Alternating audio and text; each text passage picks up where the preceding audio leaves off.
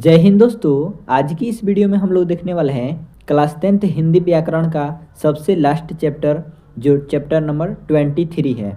दोस्तों इस चैप्टर का नाम है रस, छंद एवं अलंकार।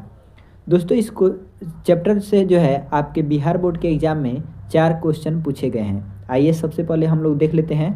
तो आप सभी यहाँ पे देख सकते हैं कि 2025 के बोर्ड एग्जाम में फर्स्ट शिफ्ट में एक क्वेश्चन और फिर फर्स्ट शिफ्ट में एक क्वेश्चन, यानी 2 क्वेश्चन फर्स्ट शिफ्ट में, और यहाँ पे आप सभी नीचे देख सकेंगे कि यहाँ पे सेकंड शिफ्ट में भी एक एक क्वेश्चन इससे पूछे गए हैं।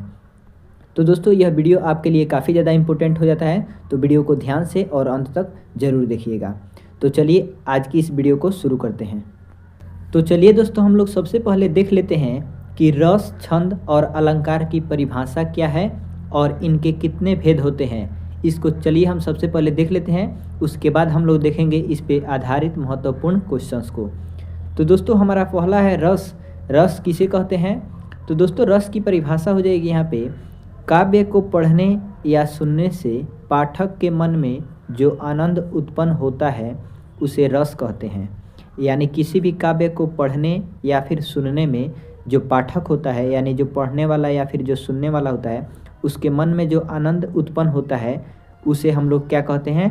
तो रस कहते हैं। तो दोस्तों हमें उम्मीद है कि आपको परिभाषा समझ में आ चुका होगा। आइए देख लेते हैं दोस्तों रस के अंग। दोस्तों रस के अंग कौन कौन है? पहला है स्थायी भाव, दूसरा है विभाव या फिर इसे आलंबन या उद्दीपन के नाम से जानते हैं, तीसरा है दोस्तों अनुभाव और चौथा है संचारी भाव। ये क्या है दोस्तों? ये रस के अंग है। अब चलिए हम लोग रस के प्रकार की ओर बढ़ते हैं। आइए दोस्तों हम लोग देखते हैं रस के भेद कितने होते हैं, यानी रस के प्रकार कितने होते हैं। तो दोस्तों रस के जो भेद होते हैं वह 9 होते हैं, यानी 9 रस होते हैं। कौन कौन होते हैं एक एक करके हम लोग देख लेते हैं। पहला जो होता है दोस्तों हमारा श्रृंगार रस होता है, इसका स्थायी भाव होता है रति। दूसरा जो होता है हास्य रस होता है, इसका स्थायी भाव होता है हास्य। दोस्तों एग्जाम में ऐसे भी क्वेश्चन पूछा जा सकता है कि हास्य रस का स्थायी भाव क्या होता है, तो उस समय आपका आंसर क्या हो जाएगा? हास्य हो जाएगा। करुण रस का स्थायी भाव शोक हो जाएगा। अगला है हमारा रौद्र रस। चौथा नंबर है रौद्र रस, तो रौद्र रस का क्रोध हो जाएगा स्थायी भाव। पांचवा है वीर रस, वीर रस का स्थायी भाव उत्साह हो जाएगा। छठा है भयानक रस, भयानक रस का स्थायी भाव दोस्तों भय हो जाएगा। आगे देख लेते हैं हम लोग। सातवां है दोस्तों विभत्य रस, इसका जो स्थायी भाव हो जाएगा वो हो जाएगा जुगुप्सा। दोस्तों यहाँ पे हमारा 8वां जो रस हो जाएगा वह हो जाएगा अद्भुत, और इसका स्थायी भाव क्या हो जाएगा? तो विस्मय। 9वां जो रस है यह हो जाएगा शांत रस, और इसका स्थायी भाव क्या हो जाएगा? निर्वेद हो जाएगा। तो दोस्तों हमें उम्मीद है कि आपको रस का भेद और इसका स्थायी भाव समझ में आ चुका होगा। आइए हम लोग आगे बढ़ते हैं। दूसरा हमारा टॉपिक क्या है? तो छंद। तो दोस्तों आइए देखते हैं छंद किसे कहते हैं। तो छंद की परिभाषा क्या है? तो छंद की परिभाषा है कि जिस काव्य रचना में वर्णों की संख्या, मात्रा और यति का निश्चित नियम हो उसे छंद कहते हैं। आइए हम लोग छंद के भेद को देख लेते हैं। तो दोस्तों हमारा छंद का पहला प्रकार का नाम है मात्रिक छंद। तो मात्रिक छंद क्या होता है? तो जिसमें मात्राओं की गणना होती है उसे हम लोग मात्रिक छंद कहते हैं। उदाहरण के लिए दोहा, चौपाई, ये सभी क्या हो जाएंगे? मात्रिक छंद हो जाएंगे। दोहा का उदाहरण क्या हो जाएगा दोस्तों? बुरा जो देखन मैं चला, बुरा ना मिलिया कोई। ये दोहा का उदाहरण है। तो इसमें क्या है जो दोस्तों? मात्रिक छंद है। तो दोहा और चौपाई जहाँ भी दिखेगा वह आपका कौन सा छंद हो जाएगा? तो मात्रिक छंद हो जाएगा। दूसरा हमारा छंद का भेद है दोस्तों वर्णिक छंद। तो वर्णिक छंद क्या होता है? तो जिसमें वर्णों की संख्या निश्चित होती है उसे हम लोग वर्णिक छंद कहते हैं। उदाहरण है इंद्र वज्रा या फिर शार्दुल विकीड़ित, शार्दुल विकीड़ित। तीसरा जो है दोस्तों, तीसरा छंद का प्रकार है मुक्त छंद। तो मुक्त छंद क्या होता है? तो जिसमें कोई निश्चित नियम नहीं होता उसे हम लोग मुक्त छंद कहते हैं। जैसे आधुनिक कविताएं, आधुनिक कविताएं में कोई निश्चित नियम नहीं है, इसलिए इन्हें हम क्या कहेंगे? मुक्त छंद के नाम से जानेंगे। आइए दोस्तों हम लोग आगे बढ़ते हैं। तो आगे दोस्तों हमारा तीसरा जो टॉपिक है इसका नाम है अलंकार। अलंकार टॉपिक का जो है काफ़ी डिटेल में वीडियो आपको इस चैनल पे ऑलरेडी प्रोवाइड किया जा चुका है। यदि आप लोग नहीं देखे हैं तो लिंक डिस्क्रिप्शन बॉक्स में मिल जाएगा, जाकर जरूर देखिएगा। आइए थोड़ा बहुत यहाँ भी जान लेते हैं कि अलंकार क्या होता है। तो अलंकार की परिभाषा है जिससे काव्य की शोभा बढ़े उसे अलंकार कहते हैं। दोस्तों वीडियो का लिंक नीचे डिस्क्रिप्शन बॉक्स में मिल जाएगा, अलंकार वीडियो का लिंक, आप लोग जाकर उसे जरूर देखिएगा।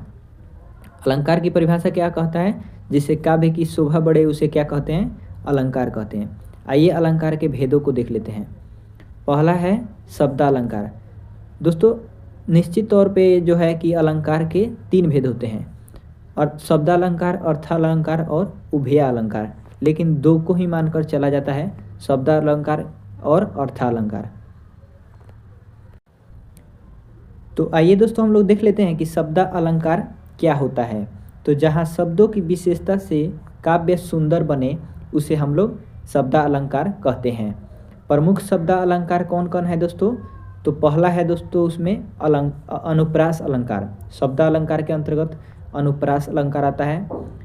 इसकी परिभाषा या डिफिनेशन क्या हो जाएगा, एक ही वर्ण की बार बार आवृत्ति।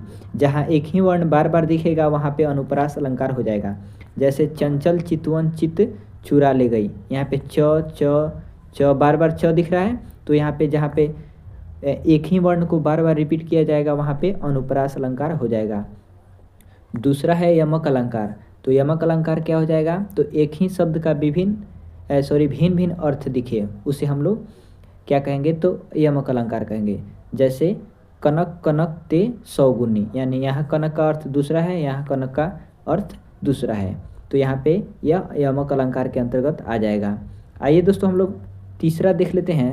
तीसरा जो है हमारा अर्था अलंकार, दूसरा जो है, तो चलिए हम लोग दूसरा भेद देख लेते हैं अलंकार का, जिसका नाम है अर्थालंकार।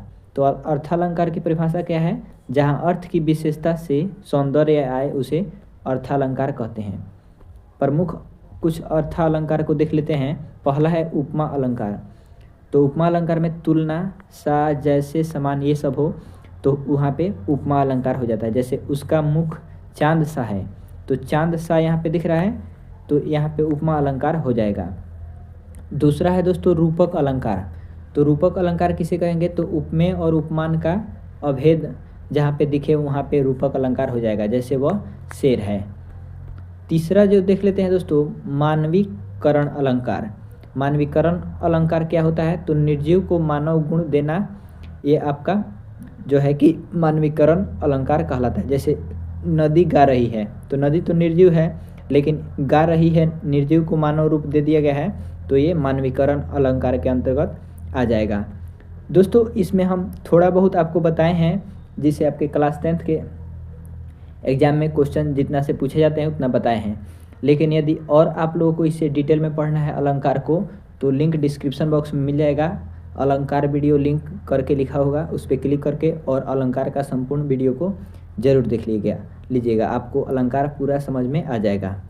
तो चलिए अब हम क्वेश्चन की ओर बढ़ते हैं। तो दोस्तों हमारा पहला क्वेश्चन कह रहा है कि जिस छंद में 4 चरण और प्रत्येक चरण में 16-16 मात्राएं होती है उसे कौन छंद कहते हैं। दोस्तों छंद की और भी डिटेल PDF जो है आपको टेलीग्राम चैनल पे प्रोवाइड कर दिया गया है, आप लोग उसे पढ़ जरूर लीजिएगा, तब आप आसानी से क्वेश्चन को बना पाइएगा। तो इसका राइट आंसर जो हो जाएगा दोस्तों क्या हो जाएगा, चौपाई। जिस छंद में 4 चरण और प्रत्येक चरण में 16-16 मात्राएं होती है उसे हम लोग चौपाई के नाम से जानते हैं। यदि आप नहीं जानते हैं तो डिस्क्रिप्शन बॉक्स में टेलीग्राम चैनल का लिंक मिल जाएगा, वहाँ से जाकर PDF को जरूर डाउनलोड कर लीजिएगा।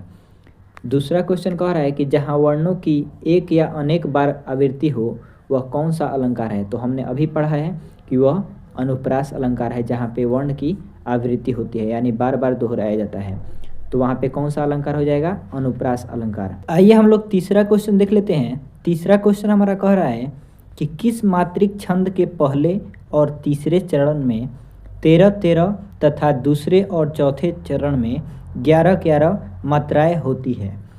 तो दोस्तों वह कौन सा मात्रिक छंद है, तो वह मात्रिक छंद है दोहा। आपका राइट आंसर क्या हो जाएगा, ऑप्शन नंबर बी हो जाएगा, ऑप्शन नंबर ए हो जाएगा।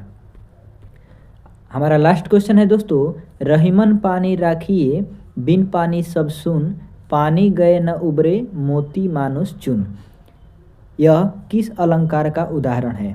तो दोस्तों यह जो हो जाएगा श्लेष अलंकार का उदाहरण हो जाएगा। दोस्तों डिटेल पीडीएफ के लिए टेलीग्राम चैनल को ज्वाइन जरूर करें और अलंकार के वीडियो का लिंक नीचे डिस्क्रिप्शन बॉक्स में दिया गया है, वहां से जाकर उस वीडियो को भी ज़रूर देखें। तो दोस्तों इसमें 4 ही ऑब्जेक्टिव क्वेश्चन दिया गया था। इस प्रकार दोस्तों हमारा कंप्लीट व्याकरण यहाँ पे समाप्त हो जाता है।